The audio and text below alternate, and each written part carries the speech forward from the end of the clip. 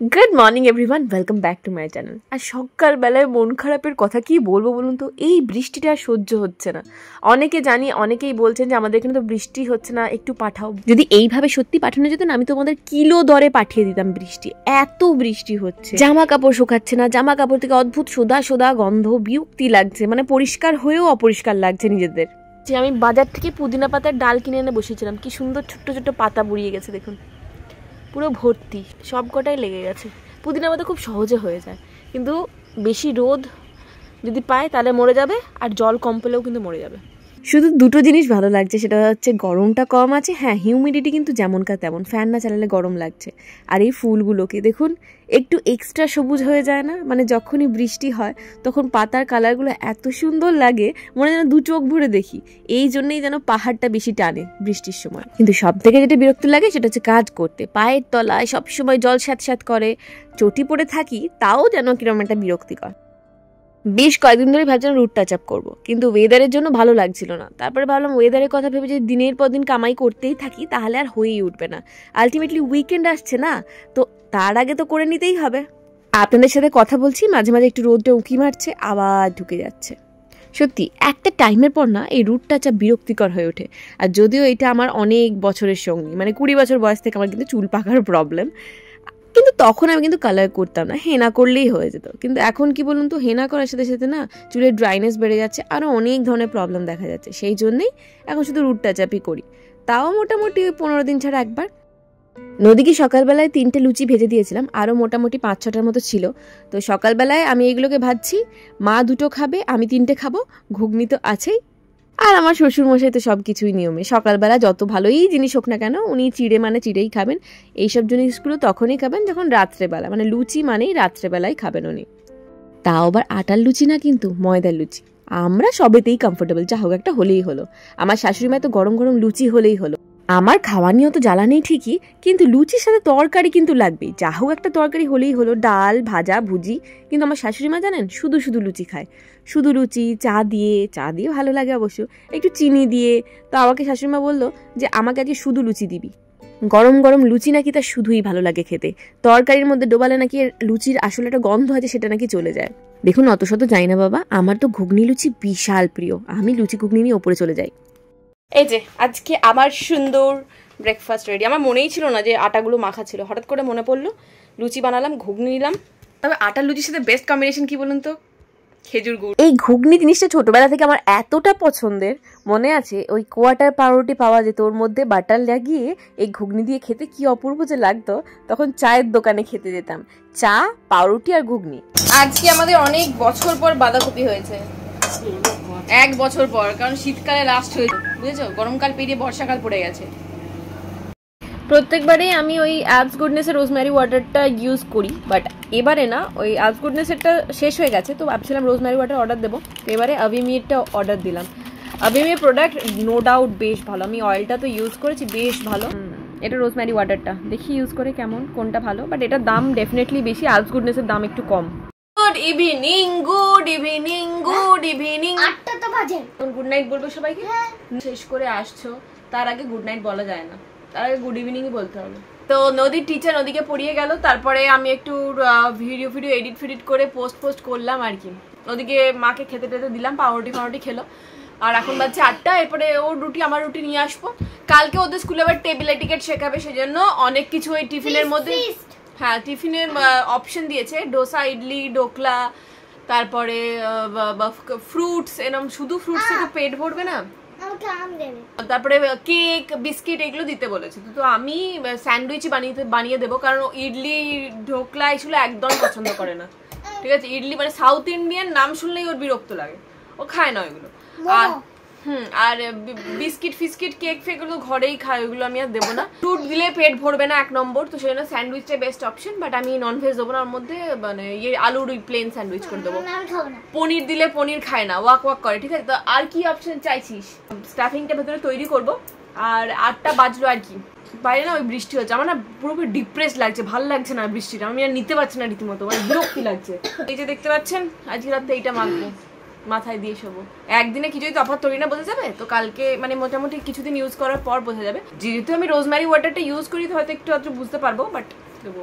এর সাথে একটা চারকোল ফেস ওয়াশ মিনি সাইজের, যে স্যাম্পল সাইজগুলো হয় না, ওর সাথে ফ্রি দিয়েছে। তো এটা গন্ধটা না ওই অদ্ভুত জড়িবুটি টাইপের, বেশ অন্যরকম গন্ধ, আর খুব ভালো, মানে খুব মাইল্ড একদম, মানে মুখে দেওয়ার সাথে সাথে মুখটা ঠান্ডা হয়ে যায়। চারকোলের মধ্যে যে রাফনেসটা থাকে না, সেটা কিন্তু নেই। শুধু চারকোলের মধ্যে নিম, অ্যালোভেরা ফেলোভেরা অনেক কিছু আছে, বেশ ভালো প্রোডাক্টগুলো। কালো? হ্যাঁ, চারকোল ফেস ওয়াশ কালোই হয়, পুরো ঠান্ডা হয়ে যায়। আমার মনে হয় মিন্টও আছে এর মধ্যে। এই দেখুন, শুরু হয়ে গেছে জিমনাস্টিক। রুট ভেজিটেবলস ওখানটা একবার দেখতে হবে। রুট ভেজিটেবলস আর এডিবল প্ল্যান্ট পার্টস, ওইটা ওখানে কোয়েশ্চেনগুলো দেওয়া আছে। যদি দেখিস যে মুখস্থ হচ্ছে না বা ভুলে গেছিস, সায়েন্সের খাতা ব্যাগের ভেতরে আছে, দেখে পড়ে আবার লিখবি। প্রত্যেক বাচ্চার মতো আমার বাচ্চাও খেতে চায় না ওই সবজি আর কি, তো সেই জন্যই ওই স্যান্ডউইচ বলুন, তারপরে আরও ম্যাগি ট্যাগি যেগুলো খেতে চায়, চাউমিন, এর মধ্যে আমি বেশি করে সবজি দেওয়ার চেষ্টা করি। বাট এই যে স্যান্ডউইচটা, আলু স্যান্ডউইচটা না, এর মধ্যে কয়েকটাই যাবে, যেরকম ধরুন ক্যাপসিকামটা খুব ভালো যাবে, তারপরে পেঁয়াজ তো যাবে, বাট আমি পেঁয়াজ না দিইনি। পেঁয়াজ, ওই আধ কাঁচা পেঁয়াজটা অনেকক্ষণ ধরে রেখে দিয়ে যখন ঠান্ডা করে খাবে না, তখন ওর মধ্যে কিরকম একটা আস্তে গন্ধ ছাড়ে, ওই জন্য জাস্ট ক্যাপসিকামটাই দিলাম। আমি এখানে 2টো বড় সাইজের আলু গ্রেট করে নেবো, সেদ্ধ আলু কিন্তু। আর এর সাথে না আমি যখন বাড়িতে করি, যখন ওকে ডিম দিই, তখন ডিম সেদ্ধ করে এরমভাবে গ্রেট করে দিই, খেতে অসাধারণ লাগে। আর এর মধ্যে একটু গোলমরিচগুলো, একটু বাটার, আর একটু যদি চিজ স্প্রেড দেওয়া যায় তাতে কোনো কথাই নেই। কিন্তু যেহেতু স্কুলে দিচ্ছি, ডিমের মধ্যে দেবো না, ডিমটা অ্যাভয়েড করবো। জাস্ট আলুগুলোকে গ্রেট করে নেবো, এরপরে কড়ার মধ্যে অল্প একটু বাটার দিয়ে, একটু চিলি ফ্লেক্স, মিক্সড হার্বস, তারপরে ওই গার্লিক যে চাংসগুলো থাকে, যেগুলো রোস্টেড গার্লিক আর কি, তো ওই সমস্ত দিয়ে ওই আলুটাকে দিয়ে একটু নুন মিষ্টি পরিমাণ মতো দিয়ে, অল্প একটু টমেটো কেচাপ দিয়ে নামিয়ে নেবো। ব্যাস, ফিলিংটা রেডি করে রেখে দিলাম। কালকে সকালবেলা পাউরুটিগুলো গরম গরম বাটারে ফ্রাই করে দিয়ে দেবো। আবার সেই গরম গরম কথাটা উল্লেখ করলাম, আলটিমেটলি ও যখন খাবে তখন তো গরমই থাকবে না। না, সত্যি কথা বলতে ওই খাবারের টেস্টটা প্রথমবার করা থেকে নামানোর পরে গরম গরম খেতে যেটা ভালো লাগে, কিছুক্ষণ পরে আর সেই টেস্টটা কিন্তু একদমই থাকে না। ওই জন্যই দেখবেন আমরা রেস্টুরেন্টের খাবার কিন্তু প্রেফার করি, বেশ সঙ্গে সঙ্গে গরম হয়ে আসে, যদিও মাঝে মাঝে ওইগুলো তো মিশেলও থাকে, তাও ঠিক আছে, চলবে। আচ্ছা দেখুন, এখানে রেডি হয়ে গেছে। আমি চিলি ফ্লেক্স আর গোলমরিচ গুঁড়োটা খুব কম পরিমাণে দেবো, কারণ নদীর একটু ঝালের বাতিক আছে আমার মতো। আমিও যেরকম ঝাল খেতে পারি না, নদীও সেরকম ঝাল খেতে পারে না। নদী আজকে সারাটা দুপুর বদমাইশি করে বেরিয়েছে, সবাই ওকে মিলে একসাথে বকুন, সবাই মিলে চুলের মুঠি ধরে নাড়িয়ে দিন ওর। সবাইকে গুড নাইট বলে দাও। ভুলে শুয়ে পড়েছিলাম, তারপরে হঠাৎ করে মনে পড়লো পাম্প ভরা হয়নি। আসলে মানে ট্যাঙ্কিটা ভর্তি না করে রাখলে না, সকালবেলায় আবার উঠে আমাকে ট্যাঙ্কি ভরতে হবে, তারপরে আবার মানে স্নান করতে যেতে হবে। সকালবেলায় উঠেই প্রচুর জলের দরকার।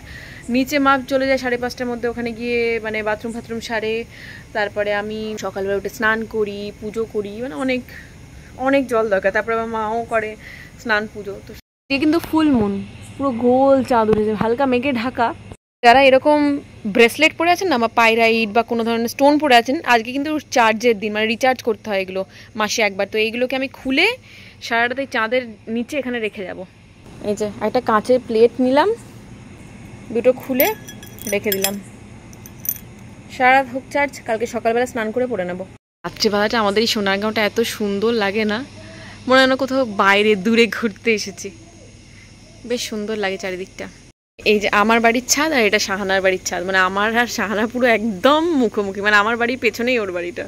এখন রাত্রিবেলা কি উড়ে যাচ্ছে, বাদুর উড়ছিল রাত্রিবেলা, দেখলেন? ফাইনালি আমি পেরেছি এটাকে ঘুম পাড়াতে।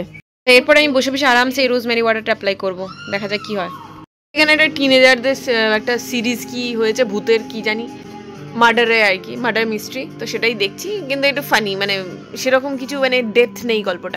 মানে এই গল্পটা তাদেরই ভালো লাগবে যারা ওই 10-12-এ পড়ে, আমাদের জন্য না। উই আর ম্যাচিউরড পার্সন না, তো আমাদের এই ধরনের গল্প ভালো লাগবে না। আর অ্যাক্টিংটাও কিরম বাচ্চা সব বলে। যে কোনো জিনিসের ধৈর্য ধরে বেশ কিছুদিন ইউজ করার পরে কিন্তু তফাৎটা বোঝা যায়। আর সেটা আমি মানে রিসেন্টলি লক্ষ্য করছি আমার স্কিনের ক্ষেত্রে। আমি মাঝখানে প্রচুর প্রোডাক্ট, এটা হচ্ছে না, মানে কয়েকদিন দেখেই দূর এটা আমার স্যুট করছে না, অন্য কিছুতে সুইচ করি, দূর এটা হচ্ছে না, ওটাতে সুইচ করি, এরকম করতাম।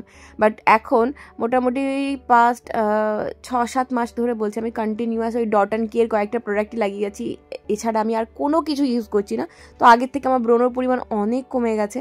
এবং ওকেশনালি আমাদের যেহেতু পিসিওডি আছে, আমাদের পিরিয়ডসের আগে এই ধরনের টুকটাক একটু পিম্পল বেরোবেই, কিন্তু তার মানে আমার যে ওই বিভৎস হতো সেইগুলোর থেকে কিন্তু আমি রক্ষা পেয়ে গেছি।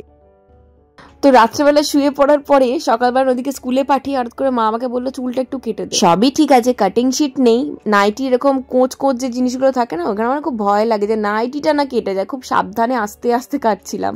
এরপর একটা কাটিং শিট কিনেই নিয়ে আসতে হবে। তো মা বললো একটু সমান করে জাস্ট কেটে দে, 4 আঙুলের মতো কাটবি। তো আমি তাই করলাম। তাও জানেন মা পুরো একদম তেলে চুপচুপে করে রেখেছে, শ্যাম্পু তো ছেড়েই দিন, তেলে চুপচুপে করে পুরো চুল কাটছে, বলছে এইভাবেই কেটে দেয়, আমি শ্যাম্পু ফ্যাম্পু করতে পারবো না। তো যেরম পেরেছি করে দিয়েছি। আর কদিন ধরেই ভাবছিলাম বিছানা চাদরটা চেঞ্জ করবো, সাদা চাদর তো মোটামুটি 4-5 দিনের মধ্যেই কিন্তু বেশ নোংরা হয়ে যায়। আর বাচ্চা থাকলে তো হয়েই গেল, খাটের মধ্যে যত রাজ্যের জিনিসপত্র তুলে খেলাধুলা, সেই একদম পুরো একদম জঘন্য অবস্থা। তার উপরে বর্ষাকাল, এমনিতেই ভালো লাগে না। সমস্ত কিছু চেঞ্জ করছি। আজকে আর ওয়াশিং মেশিন চালাবো না, ভাবছি কালকে চালাবো। নদী স্কুল থেকে আসবে, ওর সমস্ত ড্রেস তারপরে মোজা টোজা এগুলো একবারে দিয়ে কালকে ঘুরিয়ে দেবো ওয়াশিং মেশিনে। কালকে রোদ উঠবে নাকি কি জানি। আচ্ছা, আপনাদের ওখানে পরিস্থিতি কি? আরামবাগে কিন্তু বেশি বৃষ্টি হচ্ছে না, মানে হলেও খুব কম, একদিন তো পুরো হচ্ছেই না, এরকম শুনছি মায়ের কাছে। আপনারা যেখানে দেখছেন সেখানে কিরকম বৃষ্টির পরিস্থিতি অবশ্যই জানাবেন। আচ্ছা, আপনারা অনেকেই আমাকে বেডশিটের লিঙ্ক দিতে পারেন। আসলে এগুলো তো সমস্ত অফলাইনে কিনা, তো সেগুলো জন্য শেয়ার করতে পারি না। আমি বেশ কিছু ভালো কটন বেডশিটের লিঙ্ক আমি ট্যাগ করে দেবো, আপনারা ওখান থেকে চেক আউট করতে পারেন। এইগুলো হবে না, বাট সিমিলার প্রোডাক্ট ট্যাগ করে দেওয়ার চেষ্টা করব, ঠিক আছে? সকালবেলা নাকে নিম পাতা লাগিয়ে বসে আছি, এই দুটো জায়গা আবার পিম্পল হয়েছে বললাম না। আর জানি না সকালবেলায় ঝুল ঝাড়তে গিয়ে আমার চোখে না কোনো একটা কিছু এসে পড়লো, আর সঙ্গে সঙ্গে এত অ্যালার্জিক রিয়াকশন হয়, চোখ ফোক পুরো ফুলে ঢোল হয়ে গেছিলো। নদীকে স্কুলের অটোতে তুলতে যাই, তো সমস্ত বাচ্চারা আসে, আমি বাচ্চারা তাকাতেও পাচ্ছিলাম, আমি এরম করে টাটা করছিলাম। তো যাই হোক, আজকে ওদের এই সপ্তাহের লাস্ট ডে স্কুল, আবার সোমবার থেকে শুরু হবে। তো আর কি, দুদিন আবার একটু রেস্ট নেই, তাই না? আমার যেরকম সব থেকে পছন্দের দিন হলো শুক্রবার দিন। তো আপনাদের সব থেকে পছন্দের দিন কোনটা অবশ্যই কমেন্টে জানাবেন। দেখা হচ্ছে নেক্সট ব্লগে। ভালো থাকবেন, সুস্থ থাকবেন, সবাইকে ভালো রাখবেন। বাই।